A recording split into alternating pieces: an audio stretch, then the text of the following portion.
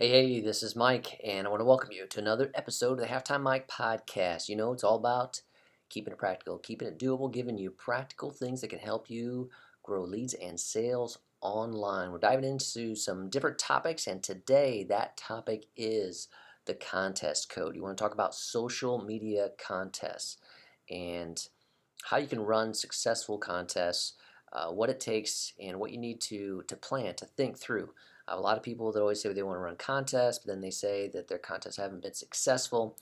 And we do a lot with TabSite because that's a contest platform.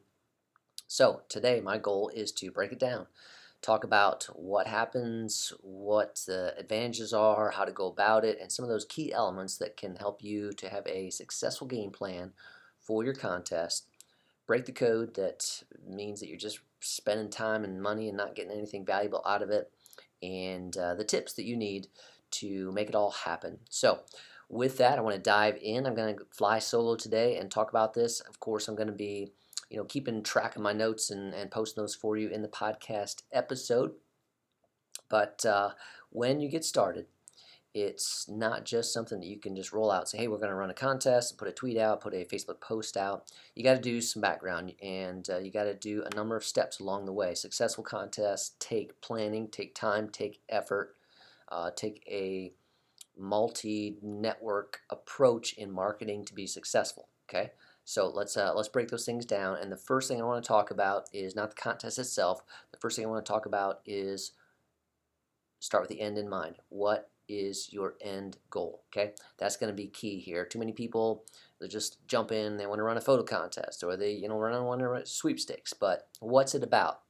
So I want you to start with the end in mind. What is the end goal that you need? And is that more product purchases? Is it to grow your email list? Is it to develop more qualified leads?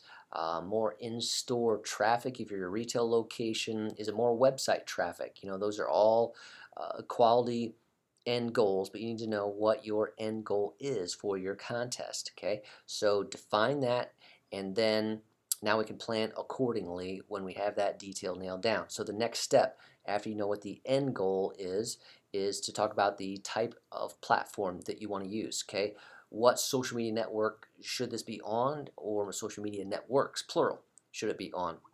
And what's going to guide that is where your customers are spending time, where your ideal audience that you're trying to reach is spending time. Okay, so if they are, not on Twitter, okay, so maybe Twitter's not going to be important to that. But if it's a demographic that's highly into Instagram and they're spending a lot of time there and you've been interacting with them there, then that's probably one you want to use. So we need to make sure that we take a look at where your audience is spending time. A lot of companies are running multi-social network campaigns. I just did some consulting. That's where this whole topic came up, that I said, hey, I'm finally just going to talk about it and share the details because I get so many questions about it. I was sitting with a company and doing some consulting for them, and they were a manufacturer and looking to reach their audience. And so we talked about what their demographic was. We narrowed that down, and we identified that yes, a contest for them is going to work with Facebook, with Twitter, and with Instagram. It's not going to be that way for everybody, but for them it was going to work. And so by doing that, we're going to run a hashtag contest, and so people are going to enter by using a specific hashtag and taking a picture. And submitting that to one of those social networks during that certain time period. So you need to know what contest platforms, what social media platforms you want to use, and you want to define that by where your audience is spending time. So after that, the third thing that I want you to take a look at that's going to be important for you in your contest is what are you going to require them for entry. So requirements to enter. And this is important because it must be simple. The KISS method, keep it simple, stupid. That's going to be highly critical here because the more complicated it is, the more steps it is, the less people you get to enter, the less people that follow through on it. All right, so it must be simple, and simple means it must be mobile friendly to enter as well, because traffic is mobile these days. It's there's more people on mobile devices than on desktops, and so it's got to be easy to enter, meaning not too many fields, requirements, and it's got to work on a mobile device. All right. The more complex, the less entries. Now, so for contest, what type of contest do you want to have? Do you want a simple sweepstakes where it's name and email address to enter? That's the simplest form. Or along with that, the company that I was working with, it was a specific hashtag, and that was published with a picture to a social media network. Those three networks.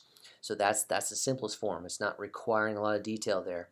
Now the next full level up is maybe a photo contest where it's an upload. So they have to upload the photo and submit their name and email address. That can be next level complexity. That's not too difficult. It's not asking too much, but beware of having too many fields that we require. I'm saying name and email address, but some companies say, oh, we'd really like to have their mailing address, and their phone number. But you need to understand, the more you do those things, the less people enter, the more bailout rates you have. So think about that as you're going through the process. And then a further complex level is maybe a video contest. Video is the most time intensive because somebody's got to prepare a video and they got to upload a video, they got to link to a video. So video requires more time. So your contest, think through the components of it. What's it going to be? Keep it simple, keep the entry simple, keep it fluid, make sure it's mobile friendly. That's going to help you out. Now, the next thing that you need to think through, the fourth thing I think on my list here, is the rules. The rules, the privacy, all that type of thing. Don't overlook this, and it's going to be important because you need to define this. That's going to be helpful to you. You don't want just anyone to enter. If there's things that you're giving out that you don't want a 13-year-old to enter, that type of thing. So you need to define it by your target demographic and region. Okay, so there's things to think through. Who can enter? So geographic boundaries. Do you want people in the United States? Do you want people in the United States and Canada? Do you want people in Australia? Where do you want them to enter? Can they enter from Zimbabwe or Tanzania? So is that going to be, you're going to ship something to those? Think through those things. Narrow your boundaries down. Define what that is. The geographic limits, the age limits. Those pieces. And in your rules, I want you to think through rules. With TabSat, we give people some basic set of rules that they can then customize. You need to think through, is there anything specific for your state that you need to be aware of, or for your country for that matter. And I always tell people to make sure to note that running contest is not like a democracy, okay, where everyone gets a voice. All right, you want to define it that you are in control of this contest and that you have the final say. Give yourselves broad power to evaluate and to eliminate contestants if there's suspected fraud, potential fraud, proven fraud. Don't just limit yourself to proven fraud, but suspected. Because you want to have some power to control it, and you want to have that upfront and clear in your rules. So rules is important. Define who can enter, and who you define to enter should be reflective of your ideal target audience, so who you want to ultimately enter that fits your ideal demographic that we're trying to reach for larger purposes to grow your business, okay? Because it's not just about your contest, it is ultimately about growing your business. That was the fourth one. The fifth one is the runway. Okay, the runway, and this is probably the most common area where people make mistakes. They make the runway too short. Don't make the runway too short. They say, hey, can we start this next week? Can we da da da? And yes, you can, but your runway's too short then, and you limit the effectiveness of the contest. So I'm recommending that you have like a 3-week runway ahead of time before the contest starts, so that you can do adequate promotion. 3 weeks is kind of a rough target. You might be able to get by with less. You might need a little bit more than that.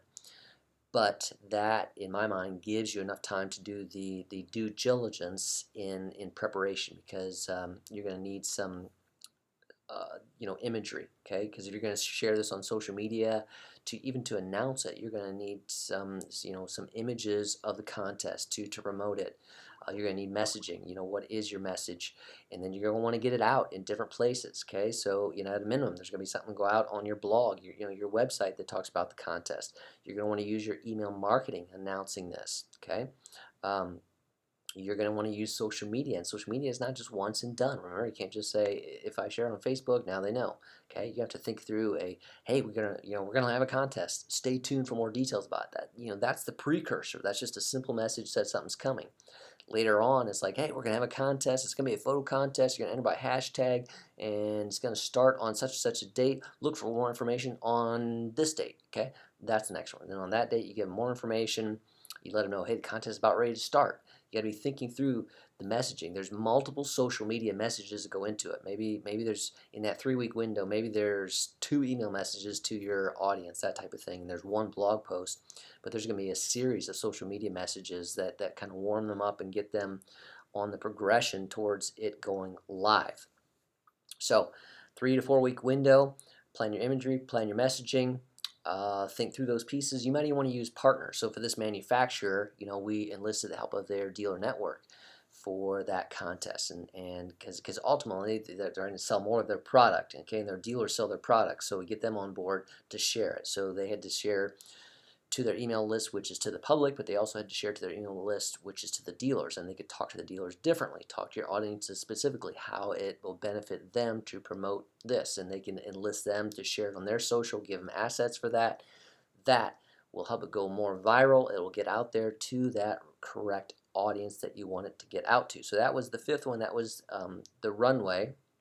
Oh, and the last piece I want to add to that, just taking a look at my notes here, is ad targeting. Okay, so you can, particularly on Facebook, I love Facebook ads for this reason, because it's a great starting point to reach your ideal target demographic. Okay, so you can put a Facebook ad out there and identify in the demographics, the region, the age, the interests, other things that they like or connected to, so you can reach that ideal audience that is not your fan base currently, that is not your customer currently. I mean, you could upload your customer list and do a lookalike audience ad, but use ads in the promotion to let people know it's coming. So a lot of people make that mistake as well. They only do the promotion of the live contest. I'm saying get people aware of it ahead of time by running some ads. Okay, so ads is a key part of your runway. 6th thing, the prize. I didn't forget about that, and I want to talk about that. And for most of you, it's not going to be an iPad, all right? Because that's the most common one. Oh, we're giving away an iPad. Not relevant. Not relevant to this manufacturer, not relevant to the clothing store, not relevant to the service provider. Okay, your prize must be relevant to your business. Okay, you don't want to, because some people will enter just for the prize, and if it's an iPad, and they might not have anything to do with your business, but you want the prize to be relevant to your business. For example, Murray Smith, Murray like Ferrari, is running a contest, and the grand prize is like a business brand makeover that she supervises. So she's going to work with the person personally. So there was the pull-in. Number 1, you get to work with Mari. Mari's going to help you, and she's going to, do a brand evaluation and makeover for you, help enhance your brand.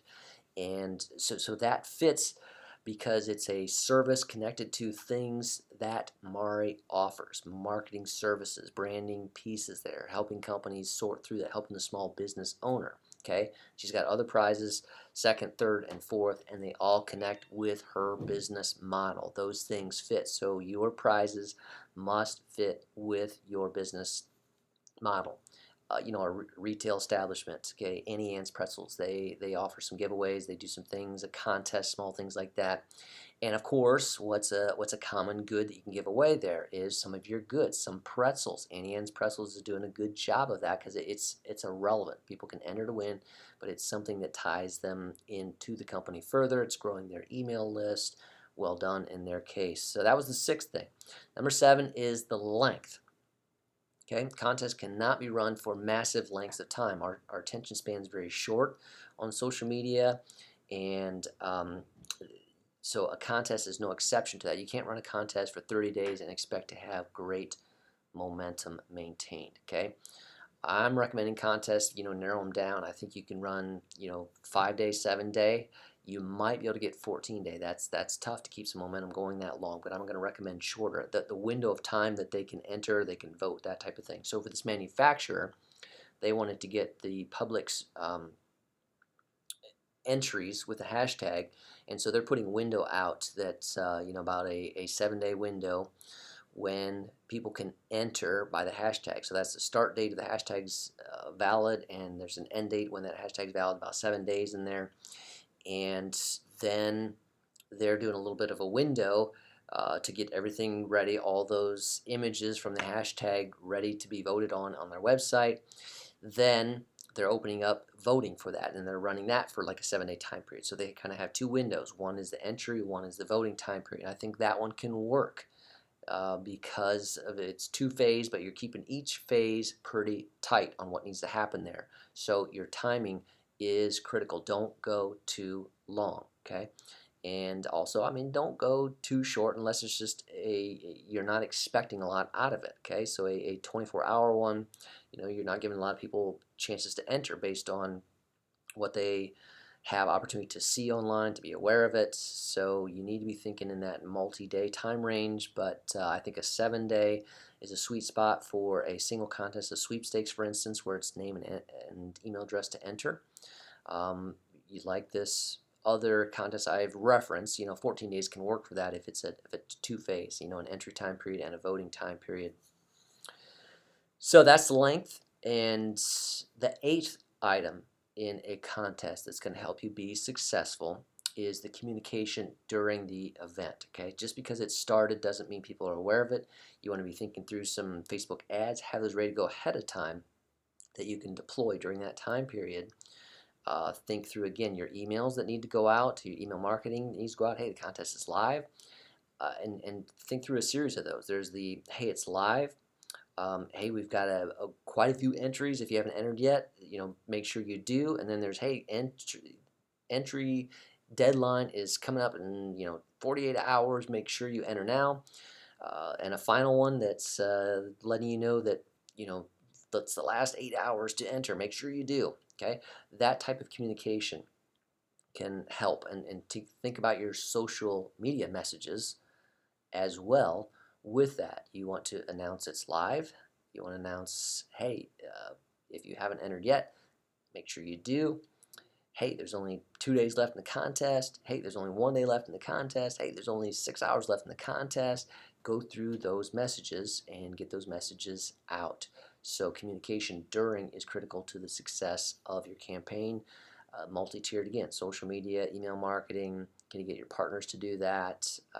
Having those mechanisms go out, even if you're not using a platform as part of the contest, you could still use it here. You could create a video about it and have it on YouTube. You're not using YouTube as part of the contest, but use those social media networks to share about the contest. So, and that was kind of the wind down. You want to let people know that, hey, there's, a winner's going to be announced. You want to let them know, because that's one of the most common questions. When's the winner going to be announced? It's going to be announced immediately. You're going to have a 24-hour time period, 48-hour time period. Let them know when the winner's going to be announced, because you will get asked that question a ton of times. That's part of your wind down communication. Then you want to announce the winner. Again, massive communication blitz there. That might be announced again on your website. That might be announced or blog posts via your email marketing, via your social media. Okay, you want to be clear about getting that winner announcement out there and making a big splash about that. That's kind of the keynote. Celebrate that winner, celebrate what they won. But you're not done there. You want to keep the momentum going. All those other people that didn't win, what do you have as the plan, the follow-up, the key for them? Because this wasn't about just the one person winning. That was the hook, the entry point for the contest was that one person. But what about all those other people? Those are your leads. Those are the ones you're trying to cultivate into customers. So what is the plan? What is the email marketing follow-up? Hey, you didn't win this, but we are offering this special offer, da da da da, or hey, thanks for entering. Here is some a next step information, a free ebook, whatever that is that's relevant to you. What is that plan? Keep the momentum going. That's the critical part, is afterwards. Okay, you want to share your winner in social media, but you want to have a plan to follow up with all those that entered and all those that were watching the contest. And you can do that. Website custom audiences on Facebook ads again. So anybody that came over and voted, if it was on your website, you can target them with ads. So those are some key pieces. The keep the momentum going. That was my 11th point. If you're keeping track of those, I'll have all these listed in the show notes. But together, that can help you run a great contest, a social media contest. Now, you can run contests on Facebook. You can do it by hashtag. Those are a little tougher, okay? You can use our tab site tool to run contests on Facebook that are photo contest uploads or the sweepstakes. They're all mobile friendly. You can use Instagram, okay? And then you can search by hashtag. We have an Instagram contest as well that you can place on your website, place on your Facebook page. If you want to do multi-tiered, if you want to do Facebook, Twitter, and Instagram, then you need to look for ways to cultivate all those hashtags. So the company that I was working with, they're going to do that, manually, some of the manual work, because on Facebook it's not a simple thing to pull images by hashtag. You can look them up. They were going to look up that hashtag by that date range, download those photos to place them onto their website contest where people could vote. That's going to take some work. Think through the logistics. Do you have the power to do that? For Instagram, you can use a tool, is it Iconoclast, so that you can search by hashtag and pull them in by date range so that you can see what those are. Like I said, TabSite does offer the ability to sort by hashtag as well for that. Twitter, there's multiple tools out there that allow you to see by hashtag, and then again, how are you going to download, get those images? They were going to do it manually, so you want to think through the work involved. They were going to run that by pulling in all those images, downloading those images, loading those images by the user onto their website because they want to get traffic to the website, and then opening up voting when they had them all there. And so that was going to be their method. You want to think through those pieces. Keep that time frame tight. Don't make the biggest mistake, which is not planning enough lead time, the runway ahead of time for that. Those tips will help you run a better social media contest and get some results from that will help your business. That's what I want to talk about today on the Halftime Mike podcast. So if you have questions, come on over to this podcast episode on MikeGingerich.com and leave me a note. I'll be glad to answer those questions that you have further about that. I'll have the items I've mentioned in the show notes, including tab site and other details there. So with that, this is Mike saying, go do something now with information you've been given. Over and out. Take care.